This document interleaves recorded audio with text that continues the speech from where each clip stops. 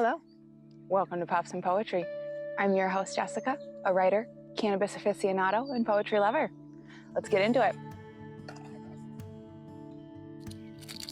Today I am rolling up a joint with my favorite combination of CBD, THC, and herbs. I am in a beautiful field in the Finger Lakes. It's actually a cow pasture. It's a little bit early. I don't think we'll get any visitors, but hey, you never know, we might get lucky. And I am rolling up some weed that I got in Rhode Island, which I have been very impressed with, both in the price and in the quality. Shout out to Rhode Island weed. Who knew? Anybody who lives in Rhode Island, they knew. So we'll start with a little bit of THC, not too much, because I have shit to do later.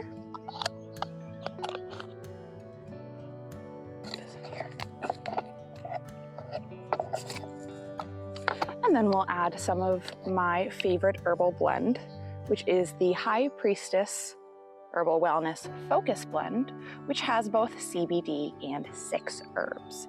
It is aromatic, delicious, and packed with terpenes. I've been using a lot of this herbal blend lately because it contains the herb mullein, or mullein, not entirely sure how you say it. But the reason I have been using it is because several months ago, I caught a cold, nothing serious, but I had a persistent cough. And as any smoker knows, it can be hard to get rid of that cough. But mullein can help break up mucus accumulation in the lungs. And I've noticed that since I started incorporating it into my joints and my bowls, that I've had, ooh, that is terrible. Hang on. Get it together. Since I've started incorporating mullein into my bowls and my joints, my cough has been a lot less noticeable, especially in the mornings, which is when I was struggling with it the most. All right, take 2. It's just been one of those mornings where you need a few tries to get started. There we go.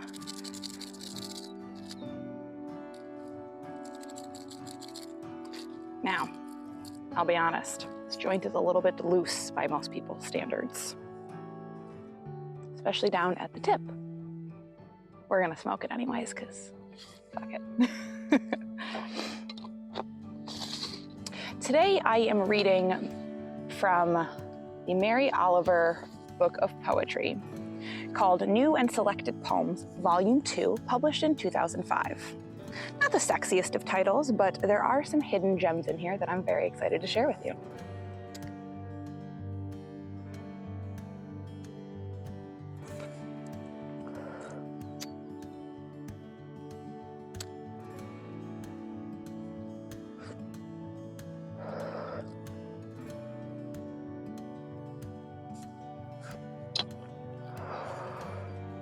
That will likely canoe a little bit, but what else is new?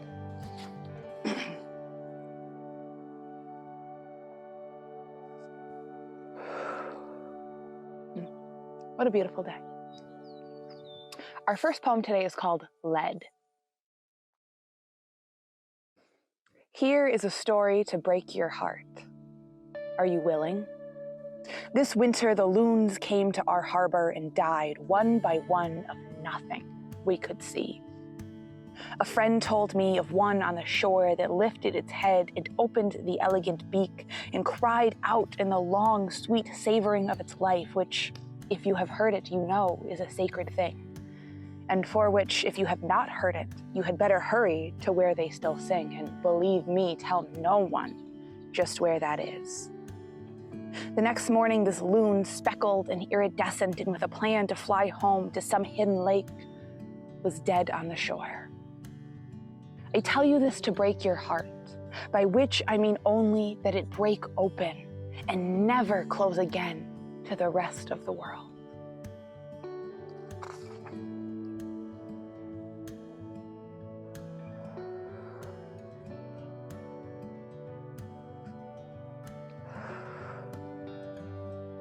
It is June when this video is coming out, and this second poem is all about the beauty of June. It's called Honey Locust.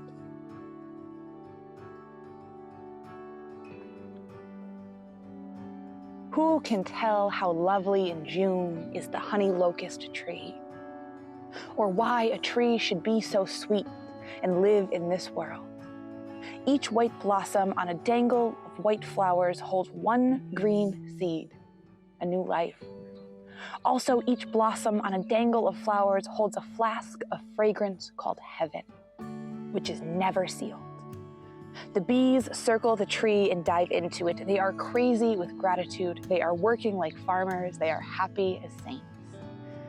After a while, the flowers begin to wilt and drop down into the grass. Welcome shines in the grass.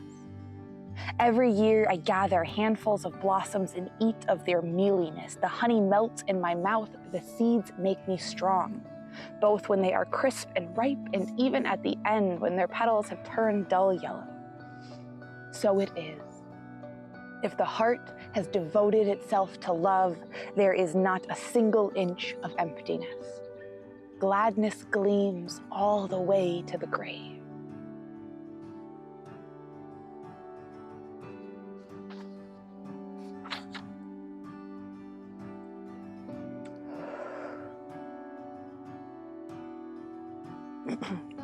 The joint ashed on my shoes as I was doing that.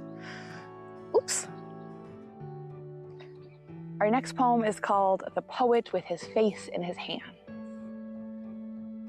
You want to cry aloud for your mistakes, but to tell the truth, the world doesn't need any more of that sound. So if you're going to do it and can't stop yourself, if your pretty mouth can't hold it in, at least go by yourself across the 40 fields and the 40 dark inclines of rocks and water to the place where the falls are flinging out their white sheets like crazy. And there is a cave behind all that jubilation and water fun. And you can stand there under it and roar all you want, and nothing will be disturbed. You can drip with despair all afternoon, and still, on a green branch, its wings just lightly touched by the passing foil of the water, the thrush puffing out its spotted breast will sing of the perfect stone-hard beauty of everything.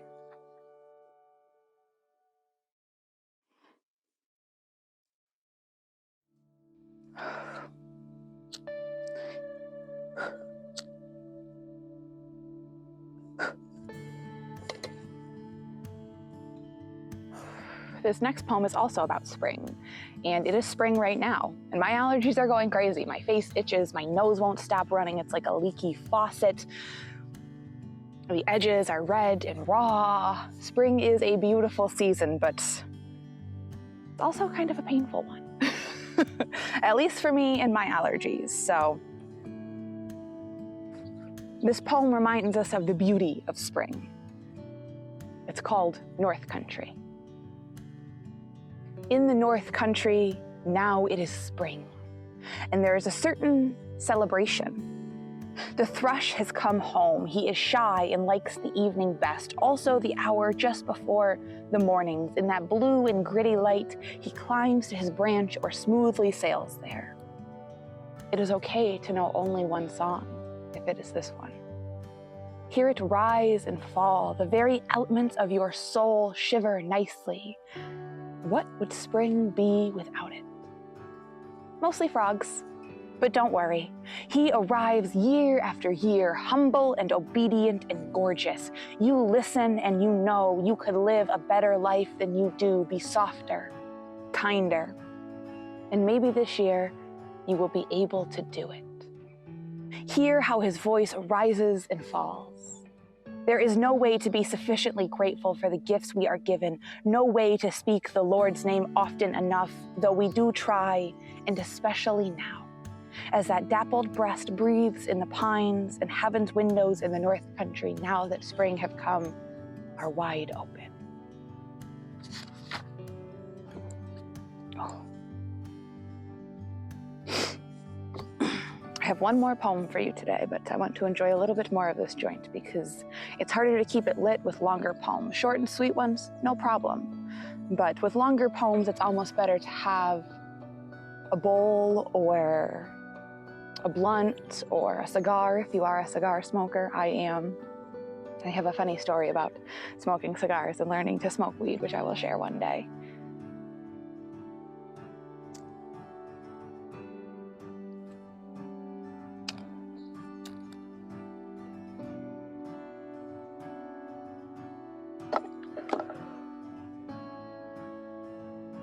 We have been in this spot in the van for a few days now, and it is absolutely beautiful. One of my favorite places that we've stayed, but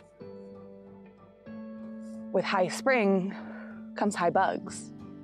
And oh, they are annoying.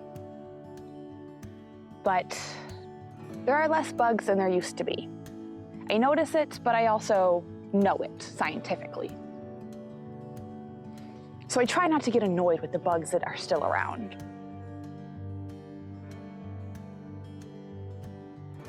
But it's hard because they're annoying. I'm sure the mic is picking up them flying around my head. They swarm around the van, and when they get inside, they just bounce from wall to wall. They are not pleasant creatures, but they are necessary. And so I try not to think too many hateful thoughts about how I wish all the bugs were dead because, you know, micro ecosystems and macro ecosystems and the necessity of one supporting the other, etc.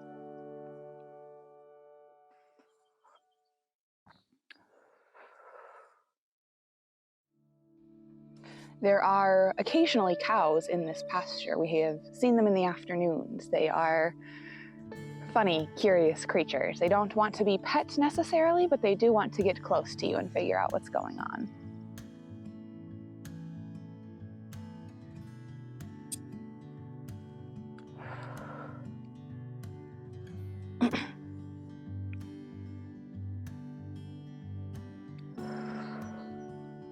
This is our last poem today.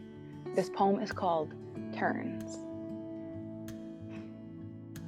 Don't think just now of the trudging forward of thought, but of the wing drive of unquestioning affirmation.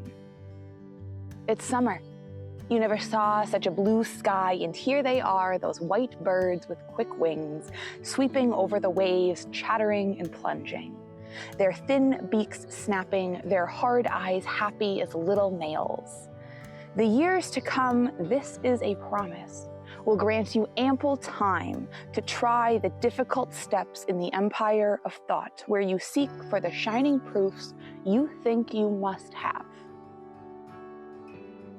But nothing you ever understand will be sweeter or more binding than this deepest affinity between your eyes and the world. The flock thickens over the roiling salt brightness. Listen, maybe such devotion in which one holds the world in a clasp of attention isn't the perfect prayer, but it must be close. For the sorrow whose name is doubt is thus subdued, and not through the weaponry of reason, but of pure submission. Tell me, what else could beauty be for? And now the tide is at its very crown, the white birds sprinkled down, gathering up the loose silver, rising as if weightless. It isn't instruction or a parable. It isn't for any vanity or ambition, except for the one allowed to stay alive. It's only a nimble frolic over the waves. And you find for hours, you cannot even remember the questions that weigh so in your mind.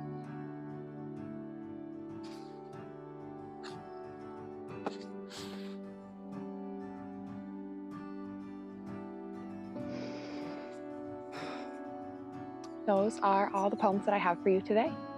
Thank you for spending some time with me and Mary Oliver. Until next week, have a wonderful day, be kind to yourself, and be kind to others.